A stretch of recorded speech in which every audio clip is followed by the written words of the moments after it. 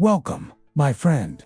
Tonight, we begin a journey not across oceans of water, but across oceans of imagination, history, and mystery. So, take a deep breath, relax your body, and let your mind drift with me. Lay back, close your eyes if you like, and prepare to wander into one of the most enduring legends humanity has ever told. The story of Atlantis. Atlantis, just saying the word, seems to stir something inside us. A place whispered about for thousands of years. A place of great beauty, wealth, and power. A place that was said to vanish in a single day and night, swallowed by the sea. Was it real? Was it a myth? Or was it something more? A message wrapped in a story, meant to teach us about who we are. To understand Atlantis, we must first meet the man who gave the world its very first account of this lost city. His name was Plato, one of the greatest philosophers of ancient Greece. Plato lived more than 2,000 years ago, in the city of Athens, around the 4th century BCE. He was not just a thinker, but a teacher, a writer, and a seeker of truth. Plato wrote many works, often in the form of dialogues, conversations between different characters, exploring big questions about life, justice, society, and the universe itself. And it was in two of these dialogues, Timaeus and Creatus, that the world first heard about Atlantis. He described Atlantis as a mighty island, lying beyond the Pillars of Hercules, what we now know as the Strait of Gibraltar, the narrow gateway between the Mediterranean Sea and the vast Atlantic Ocean. According to Plato, Atlantis was larger than Libya and Asia combined, and it was home to a proud and powerful people. In his telling, Atlantis was a land blessed with extraordinary riches, mountains full of metals, fertile fields, and endless forests. Its kings ruled over a vast empire, and its ships sailed across the seas, touching many distant shores. It was, in many ways, a vision of perfection, a utopia, shining brightly in human memory. But Plato did not only describe its greatness, he also told of its downfall. He said that as the Atlanteans grew powerful, they also grew greedy and corrupt. Their once noble hearts gave way to arrogance, and they sought to conquer more than they deserved. The gods, angered by this pride, punished them in a single terrible day and night of storms, earthquakes, and floods. Atlantis sank beneath the ocean, never to be seen again. This was the story, as Plato told it, part history, part moral lesson, part mystery. For centuries, people have asked, was he describing a real place that once existed, or was Atlantis a fable, a symbol of human weakness, wrapped in the clothing of a legend? Tonight, we begin unfolding that mystery together. We will walk with Plato, listen to his words, and then follow the ripples of his story as they spread through time, inspiring explorers, dreamers, scientists, and storytellers. So as we continue, let your mind picture that shining island city, temples of marble and gold, rings of water and land, great ships setting sail, and a people who believed their power would last forever. This is the beginning of Atlantis, the ancient Greek world, and Plato's sources to truly understand why Plato's words about Atlantis carried such weight. We need to step back into the world of ancient Greece, a world of marble temples, bustling marketplaces, and deep curiosity about the mysteries of existence. The Greeks loved stories. They loved myths of gods and heroes, of great wars and terrible punishments. To them, history and myth often blended together. The lines between what was fact and what was legend were not as sharp as we draw them today. A story could be both a tale and a teaching, both entertainment and philosophy. Plato's story of Atlantis comes to us through a chain of voices. He claimed he did not invent it himself, but rather passed it on from much older traditions. In his dialogues, he explained that the story of Atlantis had been handed down from the Egyptians to the Greeks.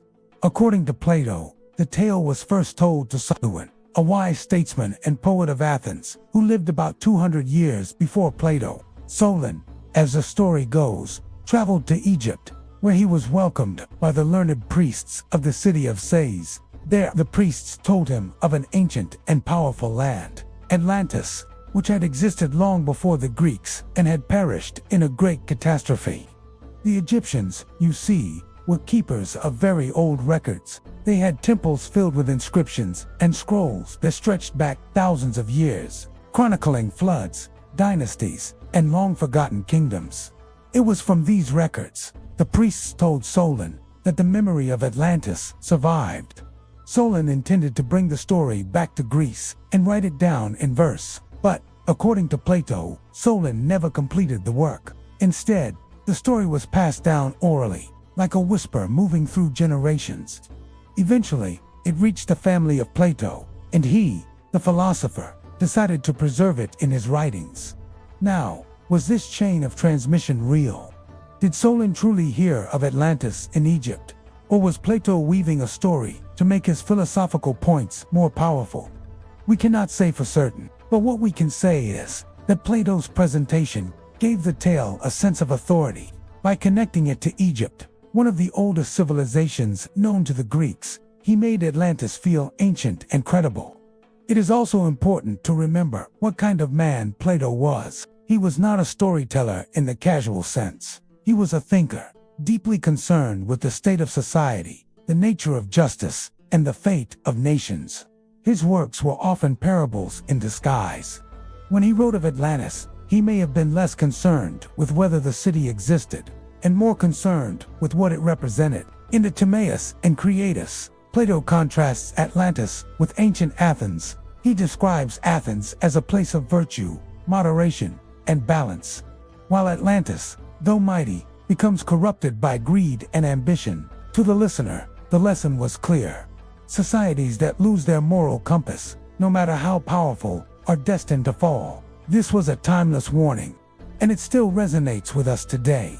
When we hear about Atlantis, we are not just hearing about a sunken city. We are hearing about the dangers of pride, the fragility of human achievement, and the suddenness with which everything can vanish. Yet, even with this moral lesson at its heart, the tale of Atlantis had something more, something that caught the imagination of all who heard it. It was the vision of a lost world, a place that was once real, filled with people, ships, temples, and kings, now lying beneath the waves, waiting to be rediscovered. Imagine, for a moment, being an ancient listener in Athens. You sit in a shaded courtyard, listening to the words of Plato or his students. You hear about a vast island beyond the known world, larger than any you can imagine, with treasures beyond counting. And then you hear that this world was swallowed in a night of fire and water. Would you not wonder? Would you not dream? This is how Atlantis first entered the human story. Not as a dry report, but as a tale that sparked both awe and caution. A tale passed from Egypt to Greece, from Solon to Plato, from Plato to the world. And so, from the very beginning, Atlantis stood at the crossroads of history and myth. Was it a record of real events, remembered dimly across generations? Or was it a metaphor, a mirror held up to humanity's flaws?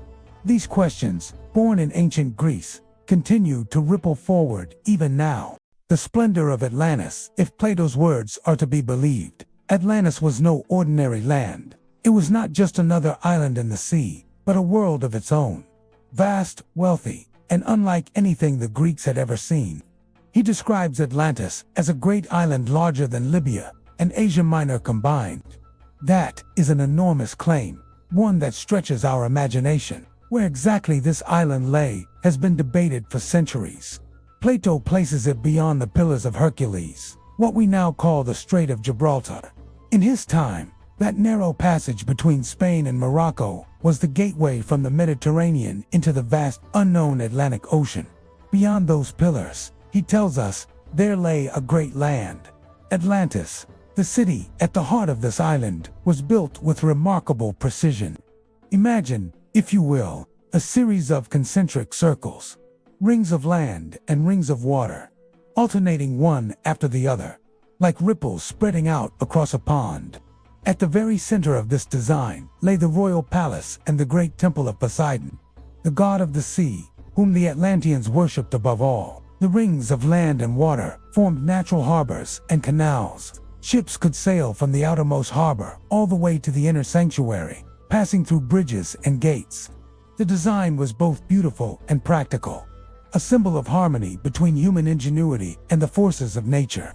Plato's description goes further, painting Atlantis as a land overflowing with riches. The island possessed fertile soil, abundant crops, and every kind of resource.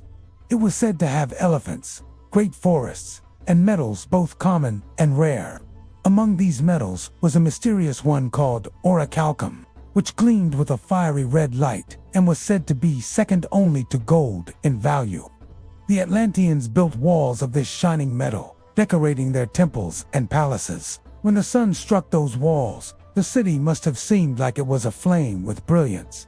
Imagine walking through its streets, wide avenues lined with statues, fountains pouring fresh water, ships resting in the harbors, and the great temple of Poseidon towering above all its columns. Coated in silver, its roof plated in ivory and gold. At the very center of this temple stood a colossal statue of Poseidon himself, driving a chariot pulled by 6 winged horses, his form cast in pure gold. Around him were 100 statues of sea nymphs, also gilded, shimmering in the torchlight. To the people of Atlantis, this was not only a house of worship, but a symbol of their power and their connection to the divine. The rulers of Atlantis were said to be descendants of Poseidon himself. According to the myth, Poseidon fell in love with a mortal woman named Cleito, and from their union came 10 sons. These sons became the first kings of Atlantis, each ruling a portion of the island, though the eldest, Atlas, gave his name to the whole land. The Atlantean kings met in council at the temple of Poseidon. There, they swore oaths over sacred bulls, offering their blood as a sign of unity. They passed laws, decided matters of war and peace, and bound themselves to protect the order of their world. It was, in every sense, a civilization of splendor. Its people were said to live in comfort, with more than enough food, water, and resources for all. Their ships traveled across the seas, bringing wealth from faraway lands. Their engineers dug canals, carved harbors, and built bridges of astonishing skill. To the Greeks, who lived in a world of smaller city-states, the scale of Atlantis must have seemed almost beyond belief. Yet, Plato also tells us something more.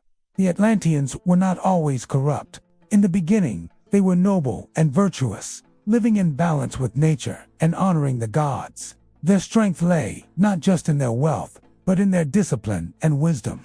For a time, Atlantis was a shining example of prosperity guided by justice. But as generations passed, the Atlanteans changed. The divine blood of Poseidon became diluted, and with it, their sense of virtue weakened. Greed began to take hold. They became ambitious, reaching out to conquer lands beyond their island. Their ships sailed to distant shores, and their armies sought to subdue peoples across the Mediterranean. It is here that Plato draws his great contrast. The Athenians of old, poor but virtuous, standing firm against the mighty Atlanteans, rich but corrupted. In his tale, the Athenians defeated Atlantis in battle, proving that strength of character is greater than wealth or power. Yet, for Atlantis itself, the punishment was far more terrible. Plato tells us that when the Atlanteans turned away from virtue, the gods grew angry. And in a single day and night of misfortune, Atlantis was struck by earthquakes and floods. The mighty island sank beneath the waves, vanishing into the depths of the ocean. The once great city, with its golden walls and marble temples, disappeared forever. And so, the image of Atlantis remains with us. A city of dazzling wealth, shining temples, golden statues, and vast power, swallowed in an instant by the sea. The great catastrophe, for all its grandeur, Atlantis, was not destined to last forever. In Plato's telling, the rise of the Atlanteans was matched only by their fall. And this fall was sudden, violent, and complete. The story begins with a slow decay of values. The Atlanteans, once noble and virtuous, had become greedy. Their wealth, which should have been a blessing, grew into a burden on their souls. Their desire to expand, to conquer, to dominate, it led them into wars far from their shores. They looked across the Mediterranean and beyond, sending ships filled with soldiers and war machines. They sought to bring kingdoms and peoples under their rule. For a time, they were nearly unstoppable. Their armies spread across Europe and Africa, threatening to engulf all in their path. But then came a turning point. According to Plato, it was the ancient Athenians who stood in their way. Athens, at that time, was not the modest city-state Plato himself lived in, but a mythical, older Athens. Strong, just, and virtuous. In battle, the Athenians resisted the vast power of Atlantis. They pushed back against the invaders and even achieved victories that stunned the world. The mighty Atlantean fleet, with its gleaming warships, found itself defeated by a city far poorer, but guided by wisdom and courage. This was more than just a war story. For Plato, it was a moral lesson that true strength lies not in gold or armies, but in justice and virtue. And then, as if to emphasize the god's judgment, the end came swiftly. Plato writes of a single day and night of misfortune. The earth shook with violent tremors. Volcanoes may have roared, the sea may have surged. The exact cause is unknown, but the effect was devastating. Imagine the scene, the concentric rings of Atlantis, once so carefully built, cracking apart as the ground beneath them split. The great temples, with their ivory roofs and golden walls, collapsing into ruin. The harbors, once filled with ships, swallowed as the ocean rose up in fury. Tsunamis may have swept across the land, dragging houses, markets, and entire families into the sea. Flames and smoke could have darkened the skies. People fled in panic, but there was nowhere to go. The royal palace of Poseidon, with its statue of the sea god, toppled into the waters that once protected it. The golden figure of the god who had fathered their people may have been the last thing seen before it vanished beneath the waves. And then, silence. When dawn broke, Atlantis was gone. The entire island, its cities, its forests, its fields, its people, had been swallowed by the ocean. Where once there had been a mighty empire, there was now only an endless expanse of water. For the survivors in the outside world, sailors, traders, and neighboring peoples, the shock must have been immense.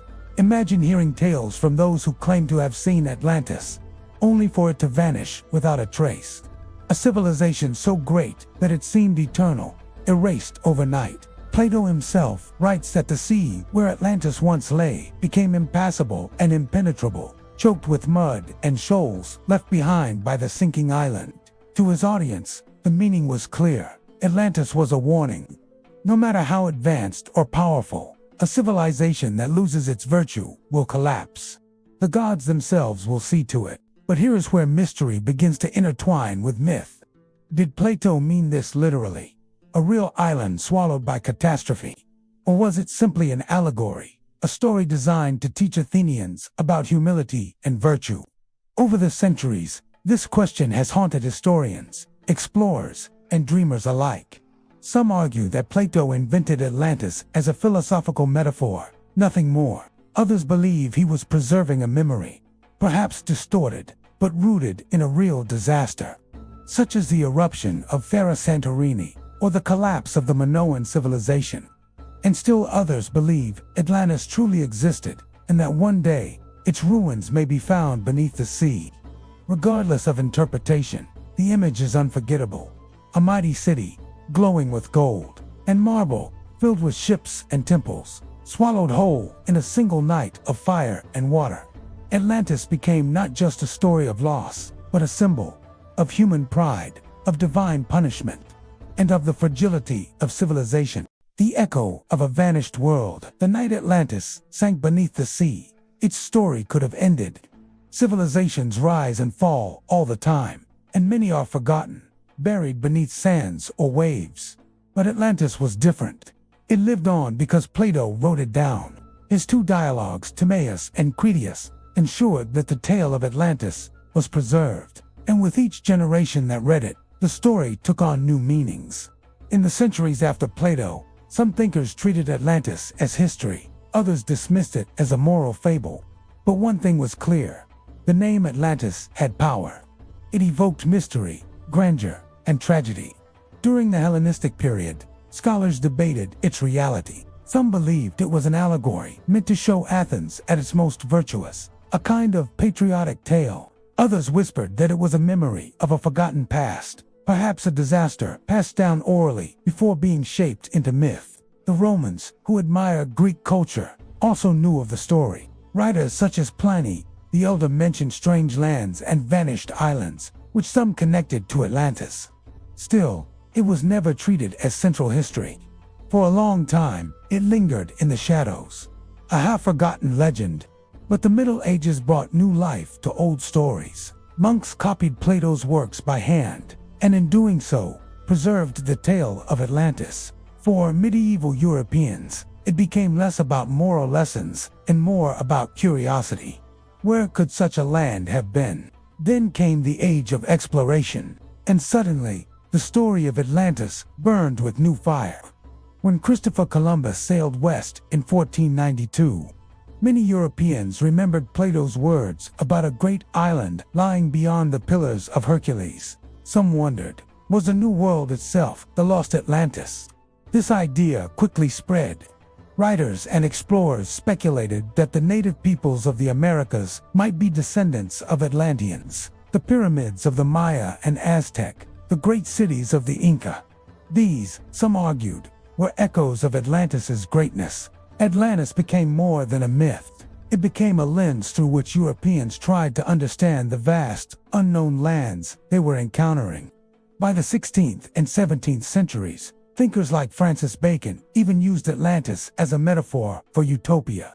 In his book The New Atlantis, Bacon described a society founded on knowledge, discovery, and enlightenment. It wasn't Plato's Atlantis exactly, but the idea of a lost, perfect world inspired his vision of science and progress. Meanwhile, others looked for Atlantis in maps and globes. Early cartographers sometimes drew phantom islands in the Atlantic, imagining that somewhere beneath the waves, Atlantis still waited to be found. As centuries passed, the legend only grew. By the Enlightenment, philosophers debated it. By the 19th century, with archaeology advancing and ancient ruins being uncovered worldwide, speculation about Atlantis exploded. Writers like Ignatius Donnelly argued passionately that Atlantis was real, a mother civilization from which all others descended. Donnelly's book, Atlantis, The Antediluvian World, 1882, became wildly influential. He connected Atlantis to everything: Egyptian pyramids, Mayan temples, even myths of the Great Flood. For him, Atlantis was the missing key to human history. Though modern science has dismissed most of his theories, Donnelly's passion helped solidify Atlantis in popular imagination. It wasn't just a Greek tale anymore. It had become a global obsession. By the 20th century, Atlantis appeared everywhere, in novels, in movies, in comic books, even in pseudo-scientific theories about aliens and lost technologies.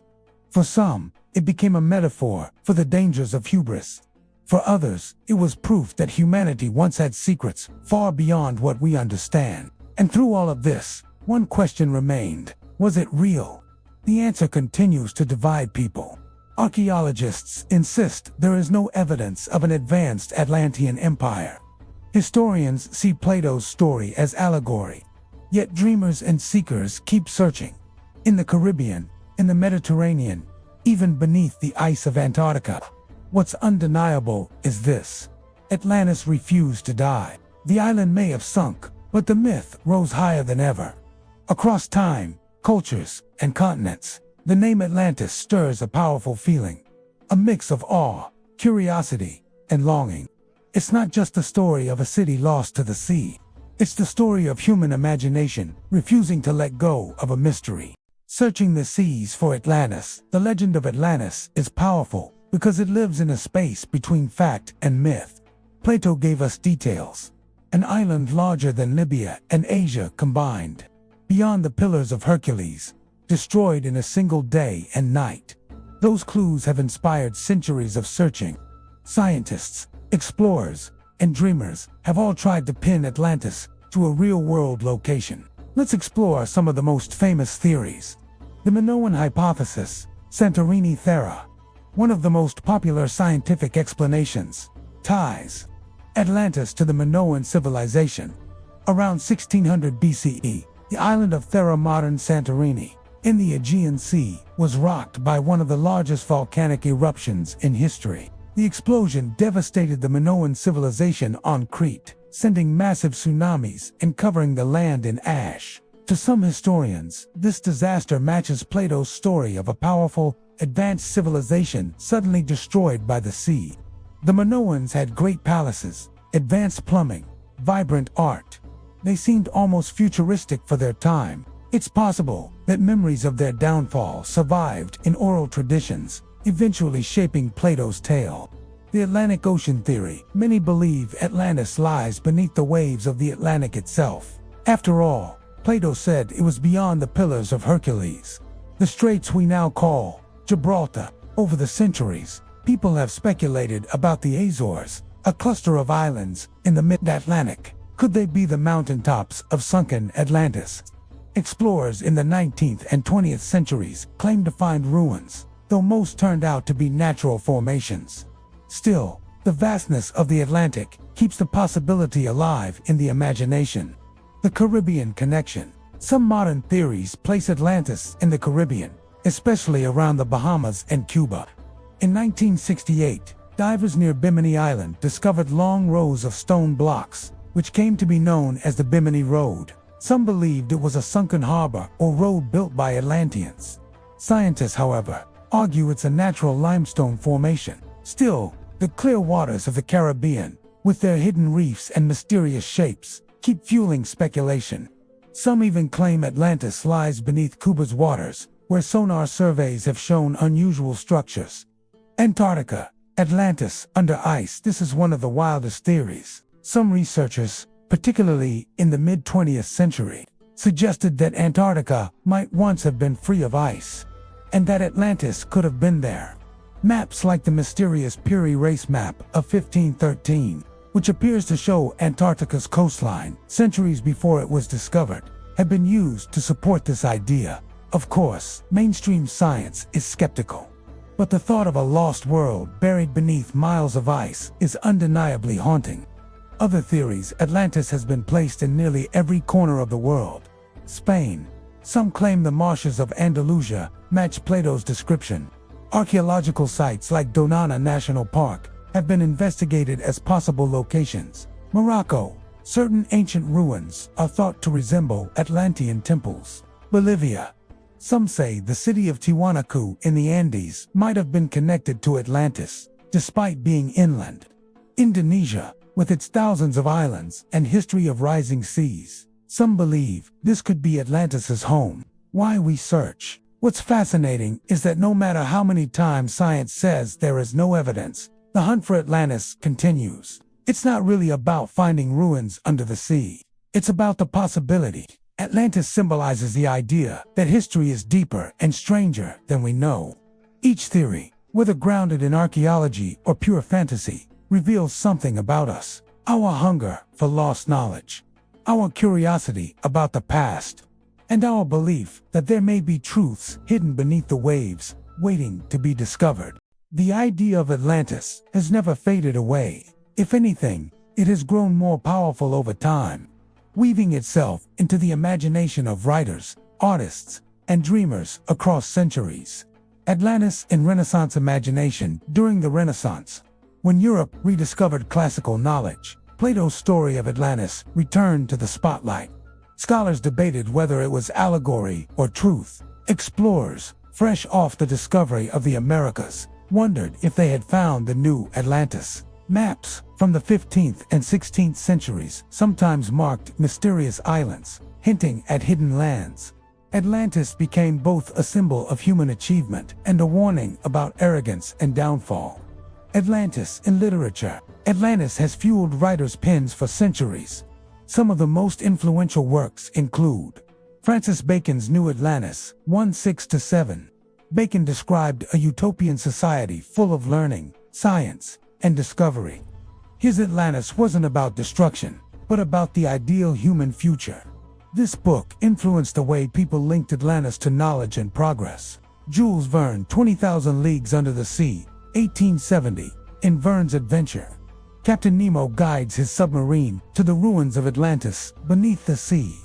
This moment thrilled readers of the 19th century, blending science fiction with ancient myth.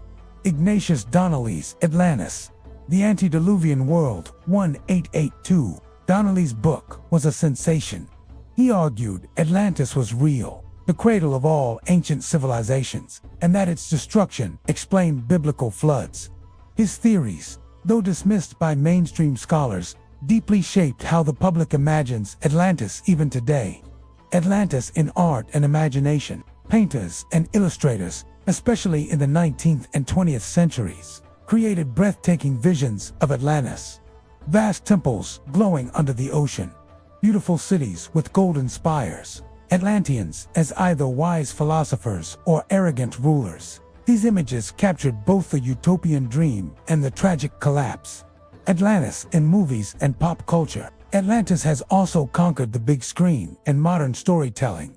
Disney's Atlantis, The Lost Empire, 2001, a beautifully animated film that imagines Atlantis as a magical, technologically advanced civilization with flying machines and glowing crystals. Aquaman, 2018. DC Comics turned Atlantis into a vast underwater kingdom, full of rival clans and epic battles.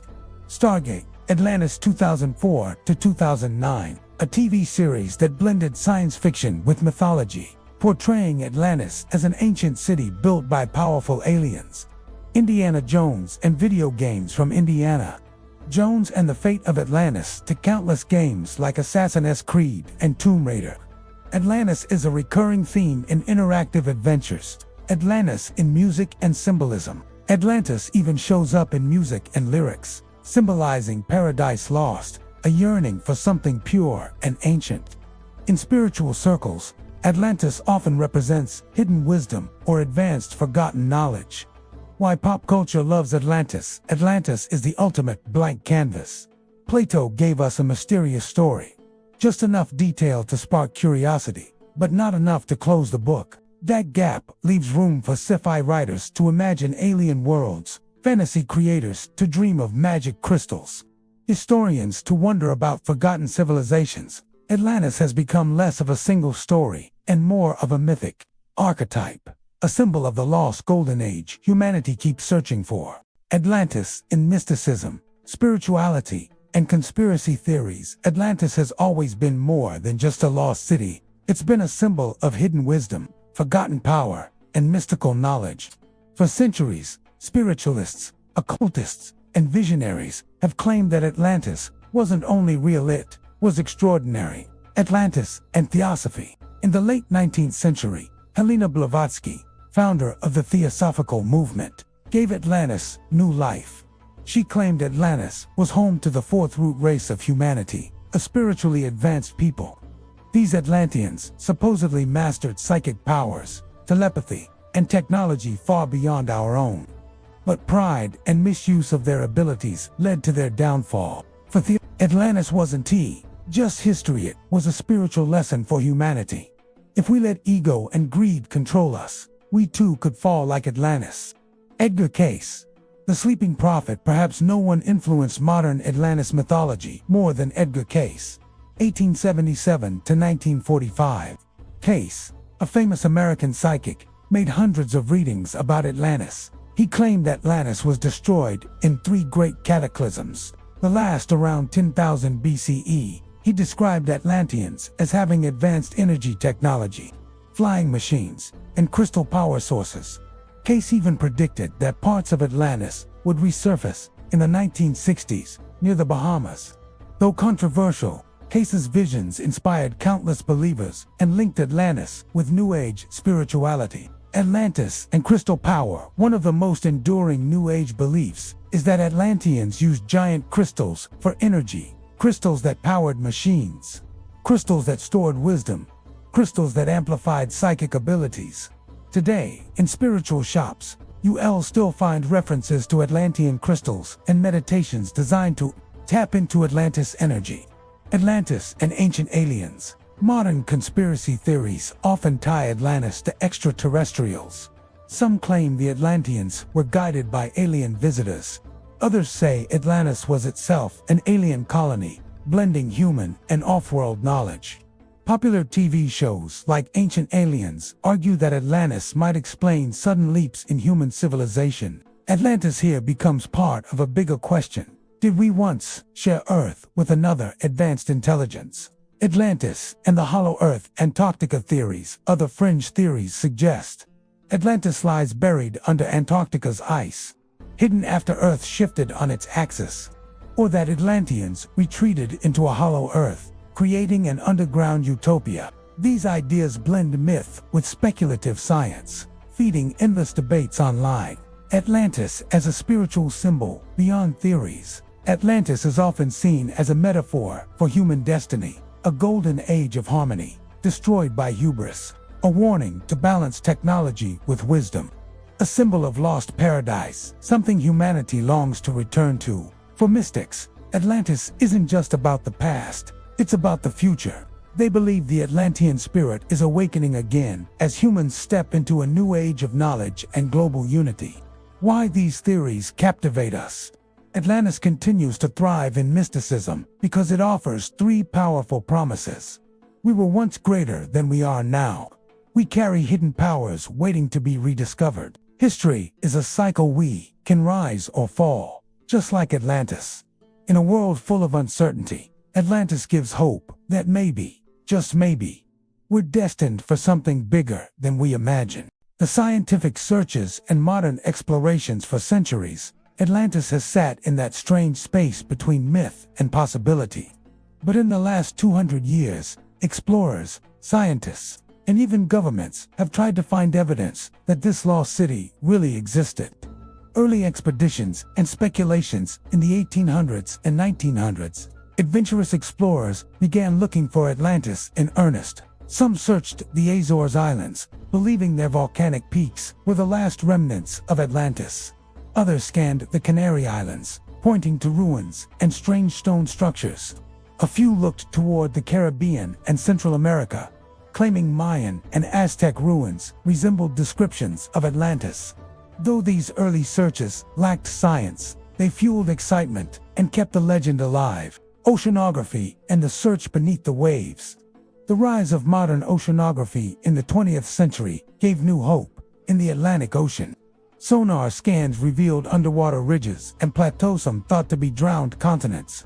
The Mid-Atlantic Ridge, a massive undersea mountain chain, was once speculated to be Atlantis's sunken home. However, science later proved the ridge was created by tectonic plate movement, not an ancient city. Still, the idea that the ocean hides lost civilizations refuses to go away. Satellites and sonar, modern tools with today's technology. The search for Atlantis has gone digital. Satellite images have revealed mysterious shapes beneath the sea. One famous case in 2009 seemed to show a grid-like city off the coast of Africa, but it turned out to be an error caused by sonar mapping. Deep-sea submersibles have explored underwater ruins off Japan Yonaguni Monument, Cuba, and the Bahamas. Some believe these are natural formations, others say they're remnants of a forgotten age. Every new discovery sparks fresh Atlantis theories, keeping the debate alive. Competing theories about location, scientists and amateurs alike have suggested countless possible locations. Santorini, Greece. A volcanic eruption around 1600 BCE destroyed the island's Minoan civilizations. Some see this as Atlantis' real story. Spain's Donana marshes. Satellite scans revealed strange circular patterns, similar to Plato's descriptions of Atlantis' concentric rings. Cuba's deep waters. Explorers claimed to find giant stone structures far beneath the sea, but these remain unverified. Antarctica. A controversial theory says Atlantis lies buried under the ice, hidden after a pole shift. Each new theory blends science, archaeology, and imagination. The scientific skepticism most mainstream historians argue. Atlantis was never meant to be taken literally. It was Plato's allegory about pride and downfall. No evidence of an advanced lost civilization from 10,000 BCE has ever been found. The geological record shows no sudden continent sinking in the time frame Plato gave. To them, Atlantis is more philosophy than history. Why the search still matters. Even though scientists remain skeptical, the hunt for Atlantis continues to inspire. It pushes new oceanic exploration.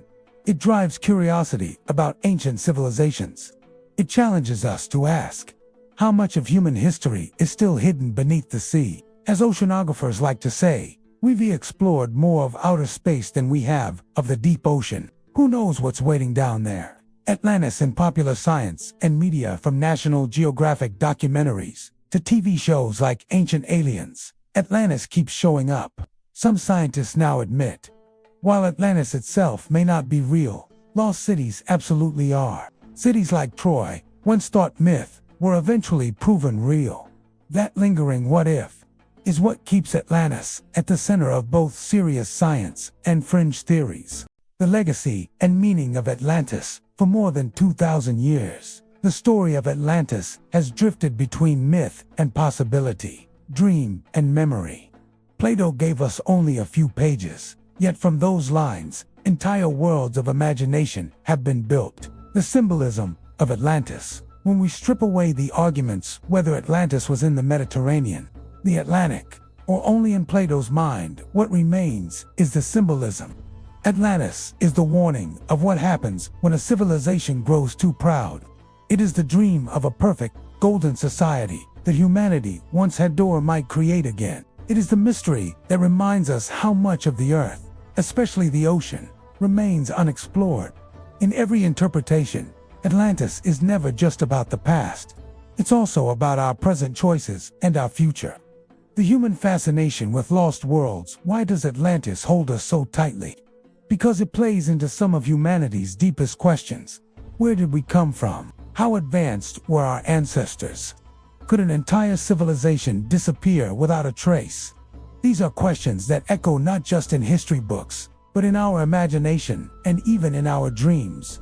Atlantis compared to real lost cities. We know for certain that great cities have been lost. Pompeii, buried under volcanic ash. Troy, once thought a myth, later uncovered by archaeologists. Machu Picchu, hidden in the Andes for centuries. Göbekli Tepe, a site older than the pyramids, rewriting human history. If these places were once forgotten, why not Atlantis? The idea that the ocean could still be hiding another Troy or Pompeii is what makes the story live on. Atlantis, as a reflection of us. Perhaps the truth of Atlantis doesn't lie under the sea, but within us. It reflects our desire for greatness. It mirrors our fear of collapse. It whispers about the fragility of civilizations and the resilience of human memory.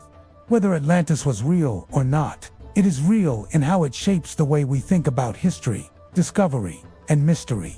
The enduring legacy, from philosophers to explorers, from scientists to dreamers, Atlantis continues to spark curiosity. It lives in books, films, documentaries, and even in scientific research projects. It is the ultimate story that refuses to sink. Maybe one day, sonar will reveal a forgotten city on the ocean floor. Or maybe Atlantis will remain where it began, in the imagination of humanity, inspiring us to keep searching, keep questioning, keep dreaming. Closing words, YouTube style. So, as you lay back, close your eyes, and drift into rest, remember this: Atlantis is not just a city, it is an idea of what humanity could be at its greatest, and a reminder of how fragile greatness can be. Thank you for joining me on this journey into the lost world of Atlantis. Don't forget to subscribe for more calming journeys into history's mysteries. Good night, and may your dreams take you to lost worlds waiting to be discovered.